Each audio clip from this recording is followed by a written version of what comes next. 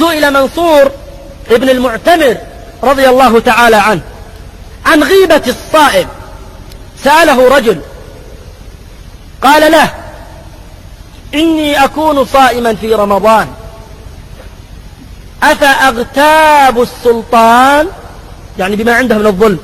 قال: لا. قال: أفأغتاب أهل البدع؟ قال: نعم.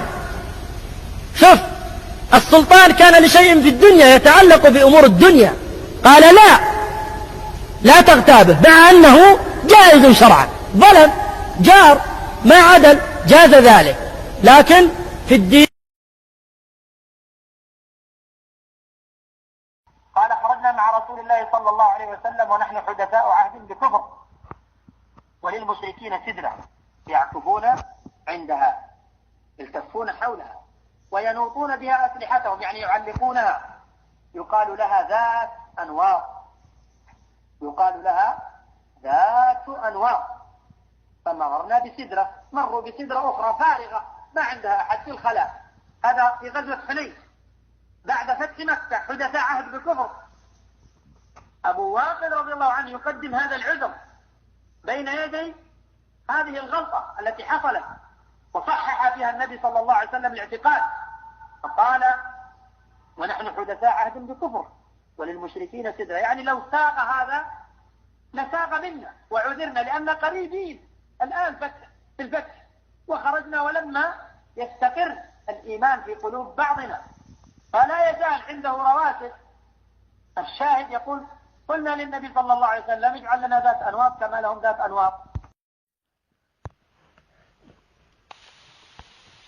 ولا تعجلوا، فإن الكذب قد شاع، وأصحاب الأهوى يستحلونه، وإن لم يقولوه استحلالا بألسنتهم،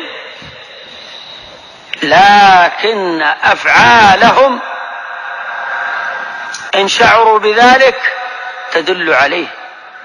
فهذا الفعل الذي يصدر من صاحبه، وهو وإن لم يقل أنا أستحله بلساني، إلا أن فعله، وخاصة إذا نصح، هذا أشد.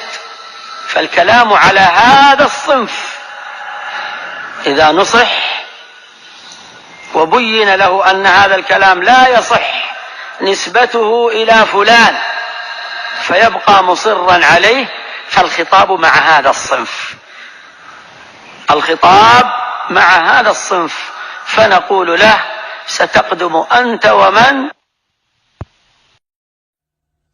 أعيدكم فيه إلى ما كتبته في كشف النقاط في القاعدة لهؤلاء القوم، أن العدل والمرضي عنه من كان معهم، ولو كان أفجر الناس فجورا في الأعراض كالعاهر الفاجر أبي أيوب المغربي الهولندي، عاهر فاجر، ويعلم الله من فوق سبع سماوات أنني ما كنت أحب هذا ولا الكلام فيه، ولكن اضطرني إليه هؤلاء الفجرة في الخصومة، فأنا مضطر إلى أن أذكره. للسنة جرؤت على أن ترد على ابن جبريل وهو عالم، وقلنا ردك حق أفضل، فما بالك اليوم تمدح المبتدعة الذين ركبوا الضلالة؟ هل تكسرت سيوفك؟ أم أن السنة اليوم اختلفت؟ أم أنها القاعدة؟ إذا كنت معهم فأنت سلفي ولو كنت مبتدع كهاني بن بريك، وإذا كنت معهم فأنت عدل بر ولو كنت فاجرا عربيدا من أصحاب الحانات والخمارات كأبي أيوب المغربي. لا، وأعجب من ذلك أن يستخرج لهم التزكيات. إنها والله فضيحة وعار ما بعدها فضيحة. الفاجر العربي يستخرج لك يا عبد الإله تزكية، ألا تستحي من الله؟ والله مجرد كتابة اسمك مع هذا في سطر فضيحة لك، فكيف به وهو بصوته يستخرج لك تزكية؟